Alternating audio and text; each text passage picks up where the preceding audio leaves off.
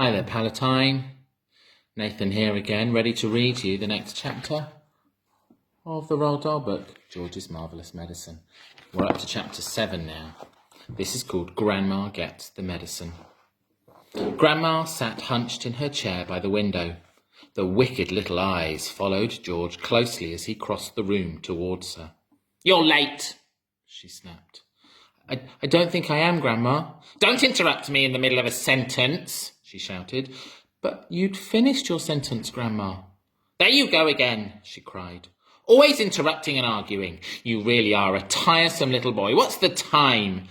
It's exactly 11 o'clock, Grandma." "You're lying as usual. Stop talking so much and give me my medicine. Shake the bottle first and then pour it into the spoon and make sure it's a whole spoonful." Are you going to gulp it all down in one go?" George asked her, "or will you sip it?" "What I do is none of your business," the old woman said. "Fill the spoon." As George removed the cork and began very slowly to pour the thick brown stuff into the spoon, he couldn't help thinking back upon all the mad and marvellous things that had gone into the making of this crazy stuff. The shaving soap, the hair remover, the dandruff cure, the automatic washing machine powder, the flea powder for dogs, the shoe polish, the black pepper, the horseradish sauce, and all the rest of them, not to mention the powerful animal pills and powders and liquids, and the brown paint. "Open your mouth wide, Grandma," he said, "and I'll pop it in."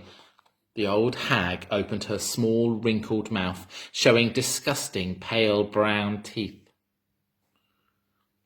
"Here we go," George cried out. "Swallow it down." He pushed the spoon well into her mouth and tipped the mixture down her throat, and then he stepped back to watch the result. It was worth watching. Grandma yelled, "Owie!" and her whole body shot whoosh up into the air. It was exactly as though someone had pushed an electric wire through the underneath of her chair and switched on the current.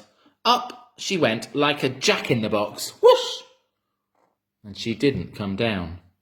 She stayed there, suspended, floating in mid-air, about 2 feet up, still in a sitting position, but rigid and stiff now, frozen, quivering, the eyes bulging, the hair standing on end. "Is something wrong, Grandma?" George asked politely. "Are you all right?" Suspended up there in space, the old girl was beyond speaking. The shock that George's marvellous mixture had given her must have been tremendous.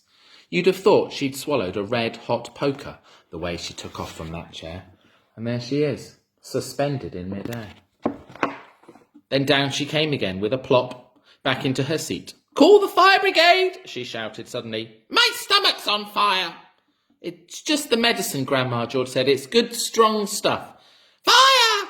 the old woman yelled. "Fire in the basement! Get a bucket! Man the hoses! Do something, quick!" "Call it, Grandma," George said. But he got a bit of a shock when he saw smoke coming out of her mouth and out of her nostrils. Clouds of black smoke were coming out of her nose and blowing all around the room. "By golly, you really are on fire," George said. "Of course I'm on fire," she yelled. "I'll be burned to a crisp. I'll be fried to a frizzle. I'll be boiled like a beetroot." George ran into the kitchen and came back with a jug of water. "Open your mouth, Grandma," he cried. He could hardly see her for the smoke, but he managed to pour half a jugful down her throat. A sizzling sound, the kind you get if you hold a hot frying pan under a cold tap, came up from deep down in Grandma's stomach. The old hag bucked and shied and snorted. She gasped and gurgled. Spouts of water came shooting out of her, and the smoke cleared away. "The fire's out," George announced proudly. "You'll be all right now, Grandma." "All right?" she yelled. "Who's all right? There's Jackie jumpers in my tummy. There's squigglers in my belly. There's bangers in my bottom." She quite began bouncing up and down in the chair. She was obviously not very comfortable. "You'll find it's doing you a lot of good, that medicine, Grandma," George said. "Good!" she screamed. "Doing me good! It's killing me!" And then she began to bulge and grow She was swelling. She was puffing up all over. Someone was pumping her up. That's how it looked. Was she going to explode? Her face was turning from purple to green. But wait, she had a puncture somewhere, a hole. George could hear the hiss of escaping air, like a balloon deflating. She stopped swelling. She was going down. She was slowly getting thinner again, shrinking back slowly to her shrivelly old self. That's what she looked like when she was blowing up. "How's things, Grandma?" George said. No answer. Then a funny thing happened. Grandma's body gave a sudden sharp twist and a sudden sharp jerk, and she flipped herself clear out of the chair and landed neatly on her 2 feet on the carpet. "That's terrific, Grandma," George cried.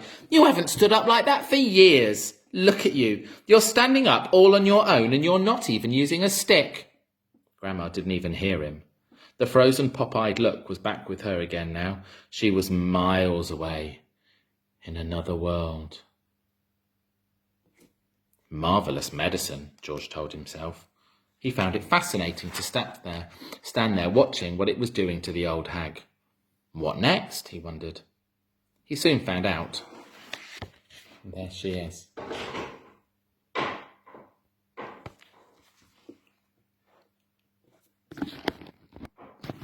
He soon found out. Suddenly, she began to grow. It was quite slow at first, just a very gradual inching upwards, up, inch by inch, getting taller and taller. About an inch every few seconds. And in the beginning, George didn't really notice it. But when she had passed the 5'6" mark and she was going towards being 6 foot tall, George gave a jump and shouted, "Hey, Grandma, you're growing, you're going up. Hang on, Grandma, you better stop now or you'll be hitting the ceiling." But Grandma didn't stop. It was a truly fantastic sight, this ancient, scrawny old woman getting taller and taller, longer and longer, thinner and thinner, as though she was being pulled upwards by an invisible hand, like a piece of elastic, stretched. When the top of her head actually touched the ceiling, George thought it was bound to stop. Can you see her growing there, how tall she's got? It's bound to stop. But she didn't.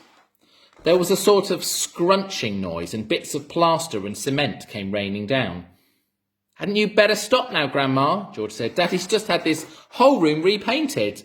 But there was no stopping her now. Soon her head and shoulders had completely disappeared through the ceiling, and she was still going. George dashed upstairs to his own bedroom, and there she was coming up through the floor like a mushroom. "Whoopee!" she shouted, finding her voice at last. "Hallelujah! Here I come!" "Steady on, Grandma," George said. "With a high noddy ho and up we go," she shouted. "Just watch me grow." "This is my room," George said. "Look at the mess you're making." "Terrific medicine," she cried. "Give me some more." She's as dotty as a donut, George thought. "Come on, boy, give me some more," she yelled. "Dish it out. I'm slowing down." George was still clutching the medicine bottle in one hand and the spoon in the other. Oh, well, he thought, why not? He poured out a second dose and he popped it into her mouth. "Owie!" she screamed, and up she went again. Her feet were still on the floor downstairs in the living room, but her head was moving quickly towards the ceiling of the bedroom. "I'm on my way now, boy," she called down to George. "Just watch me go." "That's the attic above you, Grandma," George called out. "I'd keep out of there. It's full of old bugs." Crash! The old girl's head went through the ceiling as though it was butter. George stood in his bedroom gazing at the shambles. There was a big hole in the floor and another in the ceiling, and sticking up like a post between the two was the middle part of Grandma. Her legs were in the room below and her head was in the attic. "I'm still going," came the old screechy voice from up above. "Give me another dose, my boy, and let's go through the roof." "No, Grandma, no," George called back. "You're busting up the whole house." "To heck with the house," she shouted. "I want some fresh air. I haven't been outside for 20 years. "By golly, she is going through the roof," George told himself. He ran downstairs. He rushed out of the back door and into the yard. It would be simply awful, he thought, if she bashed up the roof as well. His father would be furious. And he, George, would get the blame. He had made the medicine. He had given her too much. "Don't come through the roof, Grandma," he prayed. "Please don't." And there she is, destroying George's bedroom. That's the end of that chapter. I wonder if she will come through the ceiling. What do you think? Listen out for the next chapter. Bye-bye.